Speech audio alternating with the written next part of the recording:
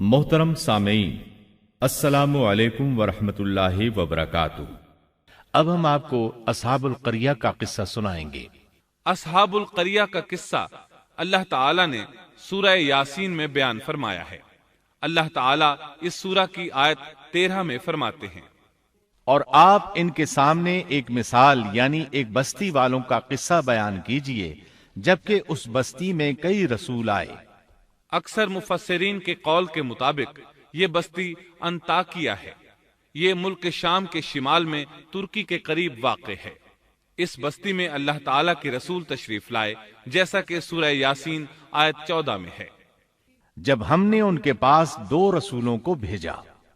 एक ही वक्त में 2 नबी दोनों दावत पेश करते हैं, लेकिन हुआ क्या, अल्लाह फरमाते हैं, सो उन लोगों ने अव्वल दोनों को झुठलाया, फिर हमने तीसरे से तायीद की, सो उन तीनों ने कहा कि हम तुम्हारे पास भेजे गए हैं।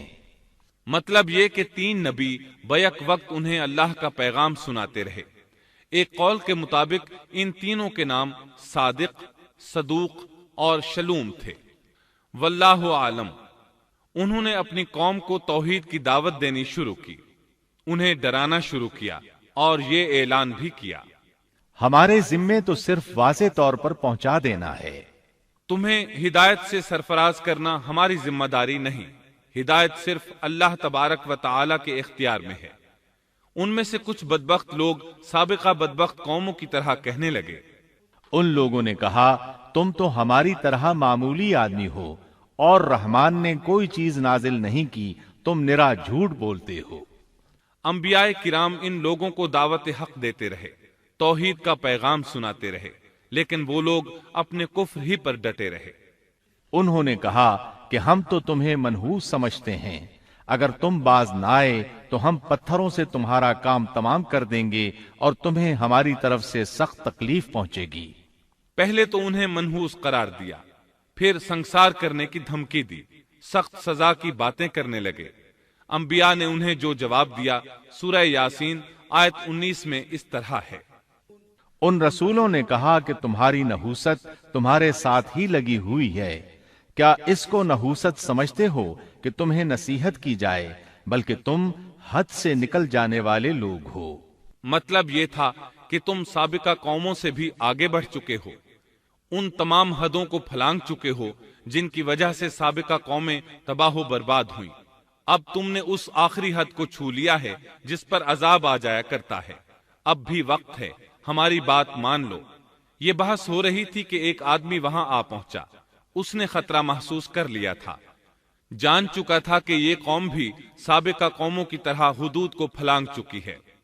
उसे अजाब आता महसूस हो रहा था। अक्सर मुअर्रिखीन का कहना है कि वो शख्स हबीब नज्जार था। सूरह यासीन आयत 20 में है, और एक शख्स उस शहर के आखिरी हिस्से से दौड़ता हुआ आया। वो शहर के दूर किनारे पर कारोबार करता था। उसने महसूस किया कि अजाब बिल्कुल करीब पहुंच चुका है। वो वहां से दौड़ता हुआ उन लोगों तक पहुंचा। सूरह यासीन आयत 20 और 21 में अल्लाह ताला फरमाते हैं, और एक शख्स उस शहर के आखिरी हिस्से से दौड़ता हुआ आया और कहने लगा, ऐ मेरी कौम, इन रसूलों की राह पर चलो, ऐसे लोगों की राह पर जो तुमसे कोई मुआवजा नहीं मांगते और वो राह रास्त पर हैं। मतलब ये कि रसूल तो तुम्हें नेकी और भलाई का हुक्म देते हैं, किसी बुराई का हुक्म तो नहीं देते। उनका अखलाक भी अजीम है, ये तुमसे किसी उजरत का सवाल भी नहीं करते। इसके बाद उसने जो कहा आयत 22 और 23 में मज़कूर है, और मुझे क्या हो गया है कि मैं उसकी इबादत न करूं जिसने मुझे पैदा किया, और तुम सब उसी की तरफ लौटाए जाओगे। क्या मैं उसे छोड़कर ऐसों को माबूद बनाऊं कि अगर रहमान मुझे कोई नुकसान पहुंचाना चाहे तो उनकी सिफारिश मुझे कुछ भी नफा न पहुंचा सके और न वो मुझे बचा सकें। ये झूठे माबूद तो मुझे बचाने या छुड़वाने की जरा भी ताकत नहीं रखते। अगर अल्लाह ताला मुझे किसी तरह की तकलीफ पहुंचाना चाहें तो ये मेरे कुछ भी काम नहीं आ सकते। सूरह यासीन आयत 24 और 25 में आता है, फिर तो मैं यकीनन खुली गुमराही में हूं, मेरी सुनो, मैं तो सच्चे दिल से तुम सब के रब पर ईमान ला चुका। ये बातें सुनकर कौम के लोग गुस्से में आ गए اور کہنے لگے اچھا کیا تو بھی ان کے ساتھ ہے؟ غصے میں اس پر پل پڑے اور نیچے زمین پر پٹخ دیا۔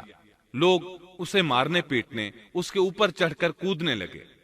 ابن عباس رضی اللہ عنہما بیان کرتے ہیں کہ اس کے پیٹ پر چڑھ کر کودنے لگے، یہاں تک کہ اس کی آنتیں باہر نکل آئیں۔ بالآخر انہوں نے اسے شہید کر دیا۔ سورہ یاسین آیت 26 میں ہے۔ ارشاد ہوا جا جنت میں داخل ہو جا، یعنی اس سے فوراً ہی یہ کہہ دیا گیا کہ جنت میں داخل ہو جا، کیونکہ وہ شہید ہوا تھا۔ یہاں اللہ تعالیٰ نے بات کو بہت مختصر بیان کیا، پوری تفصیل بیان نہیں کی کہ انہوں نے اسے پکڑا، مارا، پھر شہید کیا، اور اس کے بعد اس کے لیے حکم ہوا کہ جنت میں داخل ہو جا، اور یہ بالکل واضح بات ہے۔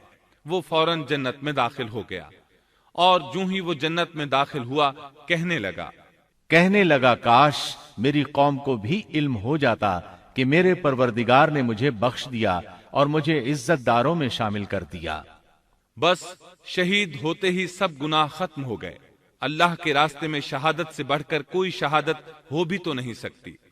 اللہ تعالیٰ کی بارگاہ میں دعا ہے وہ ہم سب کو بھی اپنی راہ میں شہادت نصیب فرمائے، اس لیے کہ شہید کو اللہ کی طرف سے وہ اعزاز اور اکرام ملتا ہے جو کسی اور کو نصیب نہیں ہوتا۔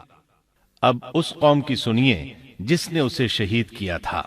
اللہ تعالیٰ سورہ یاسین آیت 28 اور 29 میں فرماتے ہیں، اس کے بعد ہم نے اس کی قوم پر آسمان سے کوئی لشکر نہیں اتارا اور نہ اس طرح ہم اتارا کرتے ہیں، وہ تو صرف ایک زور کی چیخ تھی کہ یکایک وہ سب بجھ بجھا گئے۔ اس موقع پر جبریل علیہ السلام اکیلے ہی آئے تھے اور انہوں نے ایک چیخ ماری تھی اور بس وہ سب کے سب اسی دم بجھ گئے، مر گئے۔ اللہ تعالیٰ آیت 30 میں فرماتے ہیں، ایسے بندوں پر افسوس، کبھی بھی کوئی رسول ان کے پاس نہیں آیا جس کی ہنسی انہوں نے نہ اڑائی ہو۔ یہ جبریل امین علیہ السلام کون ہیں، کیا ہیں؟ اللہ کی مخلوق میں سے ایک مخلوق ہیں۔ ان کی صرف ایک چیخ سے وہ سب وہیں ڈھیر ہو گئے، ایسے بن گئے جیسے آگ کے انگارے بجھے ہوئے ہوتے ہیں۔ سبحان اللہ، پاک ہے وہ ذات جو زبردست قوتوں والی ہے اور جس نے جبریل علیہ السلام کو پیدا فرمایا ہے۔ اور جب جبریل مخلوق ہے اور مخلوق کی یہ طاقت ہے تو اس خالق و مالک کی طاقت کا اندازہ بھلا کون لگا سکتا ہے؟ اس کی طاقت کی کیا کوئی حد ہو سکتی ہے؟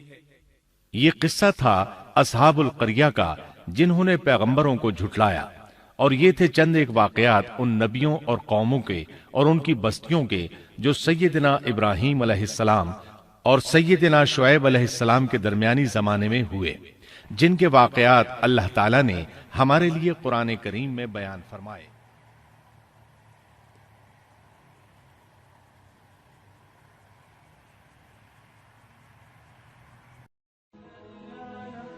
Thanks for watching. Don't forget to like, comment, share and subscribe to